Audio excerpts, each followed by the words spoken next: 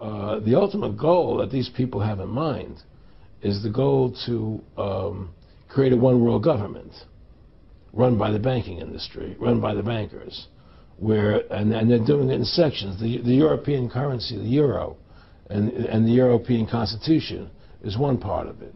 Now they're trying to do it in America with the North American Union, right? And they want to create a new currency called the Amero, right? And the whole agenda is to create a one world government where everybody has an RFID chip implanted in them.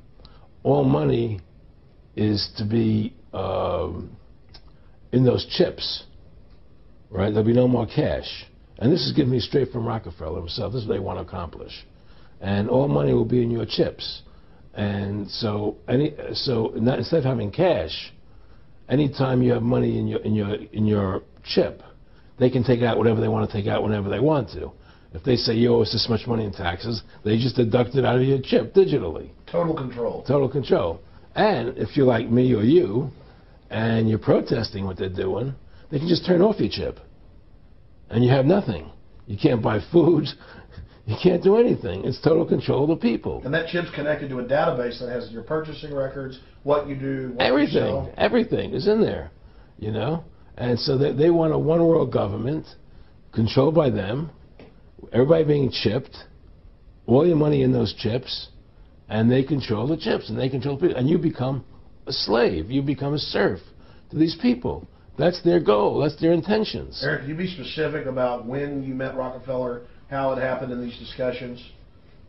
I met Rockefeller through a female attorney I knew who called me up one day and said, one of the Rockefellers would like to meet you. I had made a video called Mad as Hell, and he'd seen the video and wanted to meet me and knew I was running for governor of Nevada.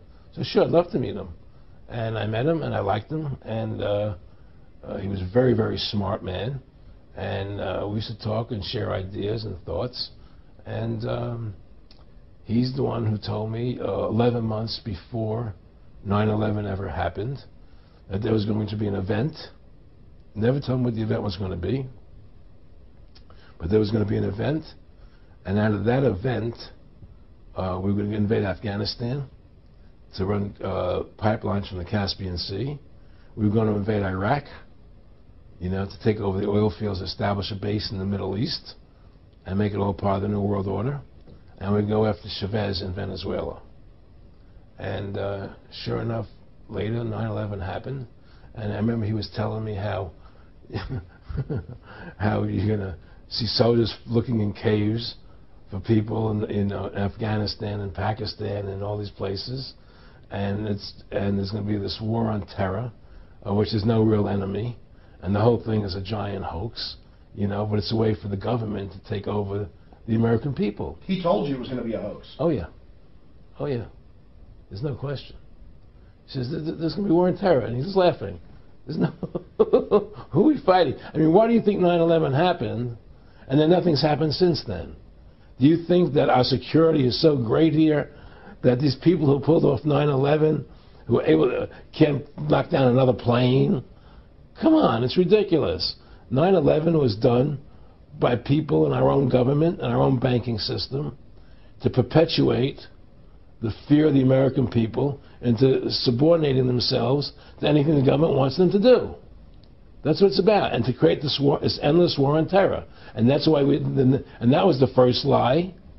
And the next lie was going into Iraq, you know, to get Saddam Hussein out with his weapons of mass destruction. That was the next lie. Now, specifically, this was a little over 6 years ago? This was... 11 months before 9/11. Yeah. And Nick Rockefeller, who's a lawyer, he's become your friend over the previous years, and he's saying to you that there's going to be this big event, and then out of that we're going to have a war on terror, and it's just going to go on and on. Right. An endless war on terror without any real enemy.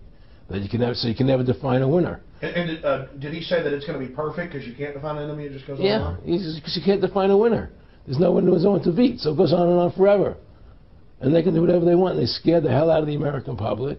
Look, this whole war on terror is a fraud. It's a farce. It's very difficult to say it out loud because people are intimidated against saying it. Because if you say it, they want to make you into a nutcase. Let's But be the truth has to come out. That's why I'm doing this interview. The fact of the matter happens to be that the whole war on terror is a fraud. It's a farce. Yeah, there's a war going on in Iraq because we invaded Iraq. And people over there fighting, you know. But the war on terror, it's a joke, you know. And until we discover what really happened on 9/11 and who was responsible for 9/11, because that's where the war on terror emanates from. That's where it comes from. It was 9/11 that allowed this war on terror to begin. And until we get to the bottom root of 9/11, the truth of 9/11, we'll never know about the war on terror. Aaron, you said that he was, and I think it's important, and I know this about the Rockefellers from Dr. Dennis Cuddy and many others who literally, you'll be 20 years old in a lunch line at college, and there's David Rockefeller. And here's here. I mean, they're experts at recruiting and getting what they call players, and that clearly he was.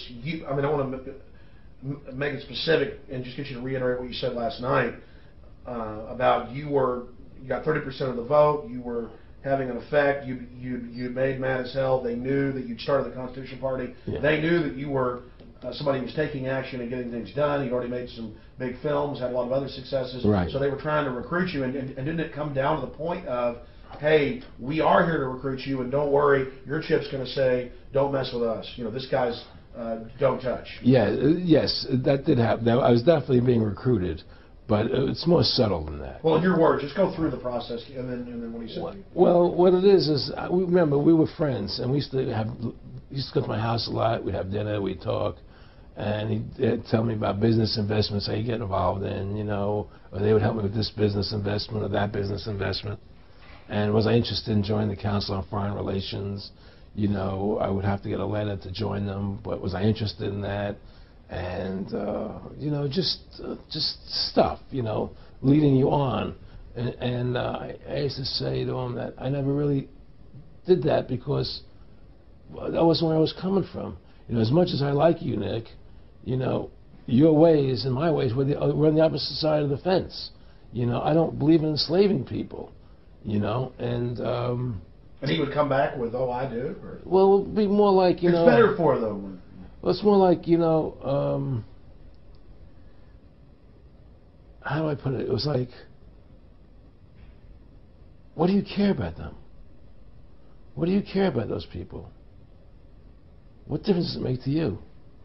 Take care of your own life. Do the best you can for you and your family. What do the rest of the people mean to you? They don't mean anything to you. They're just serfs. They're just people.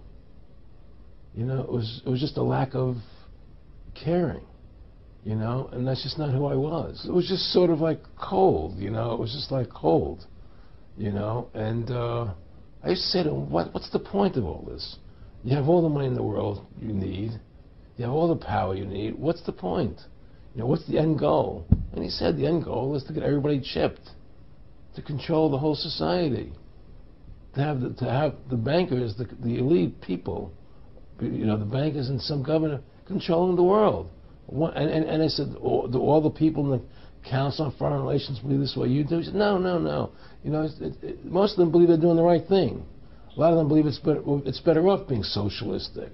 You know, we have to convince people that socialism is really capitalism.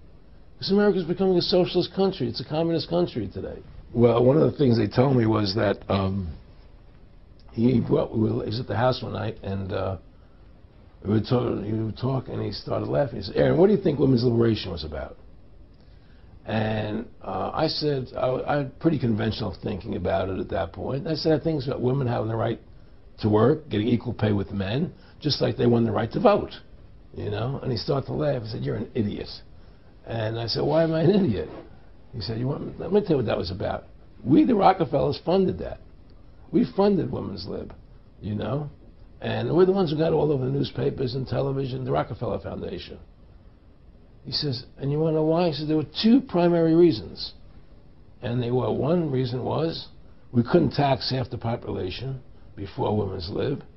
And the second reason was, now we get the kids in school at an early age. We can indoctrinate the kids how to think. It breaks up their family. The kids start looking at the state as the family, as the school, as the officials, as their family, not as the parents teaching them. And so those are the two primary reasons for women's lib, which I thought up to that point was a noble thing. You know, when I saw their intentions behind it, where they were coming from when they created it, the thought of it, I saw the evil behind what I thought was a noble adventure.